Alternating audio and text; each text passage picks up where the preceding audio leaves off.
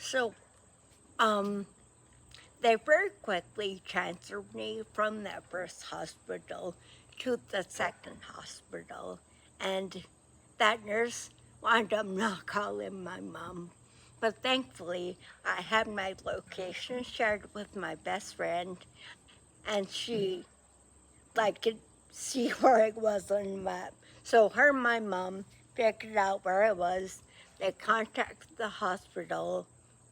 They were told they were moving me to the second hospital, and that's where the two of them met me.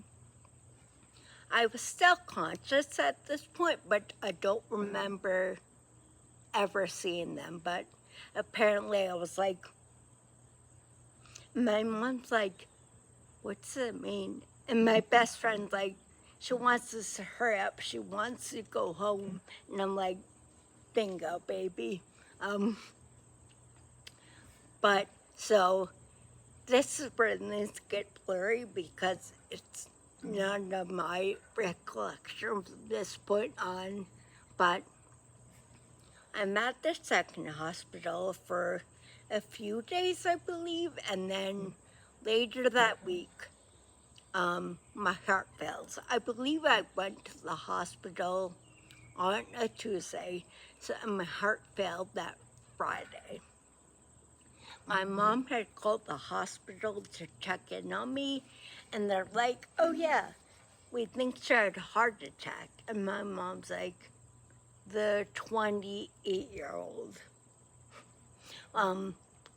So my heart had failed, and that's when I get transferred to the third and final hospital in this story, because they thought I might need ECMO. But the medicine that they had given me, which my mom always refers to as rocket fuel, got everything going again. So where I come back into consciousness is probably like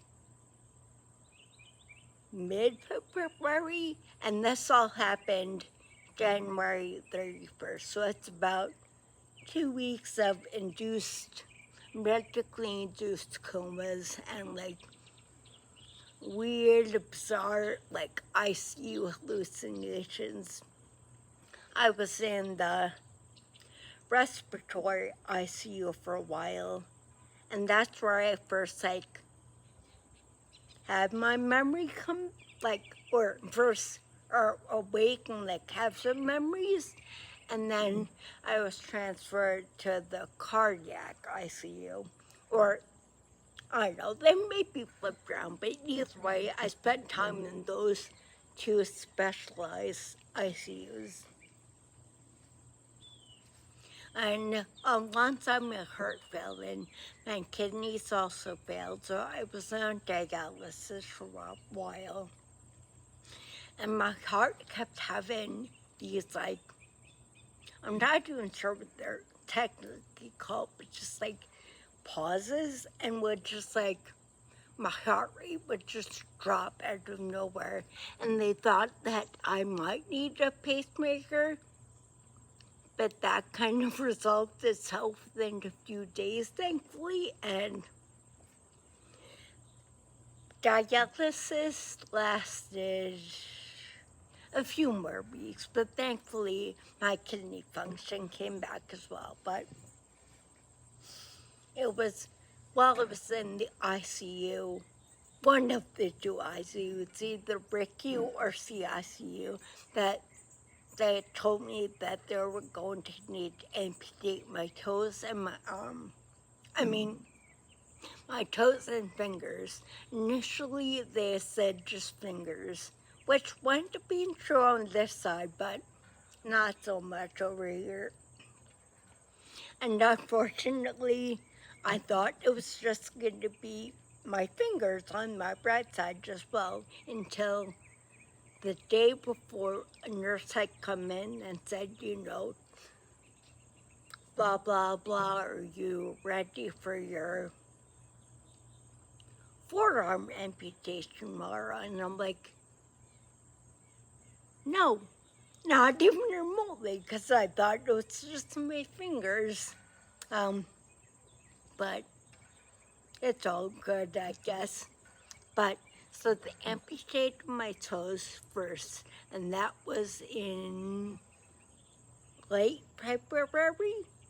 So I was awake mid-February, February, and was, aware going into the amputation surgeries and awake. And although I was extubated, I still, as you can hear, struggled to talk. And definitely, I sound a lot better now, and I was hardly understandable then. So it was like I needed to communicate through my mom a lot of the times, or like my friends were there a lot and they would, be my mouthpiece, so to speak. Um, and then this arm that amputated in early March. And then I was still NPO at this point, couldn't have any drinks, any food. And because I couldn't really eat leading up to going to the hospital or drink anything because my throat had hurt so badly, I was just so desperate for a drink, specifically blue Gatorade. Oh.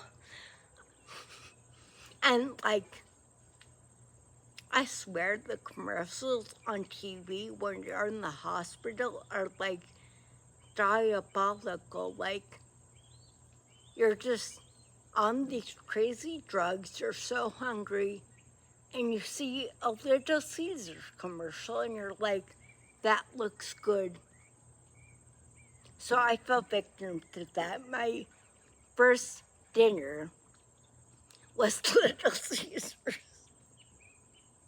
But my first lunch or like food was a Big Mac, of course, and a Shamrock Shake because it was March after all.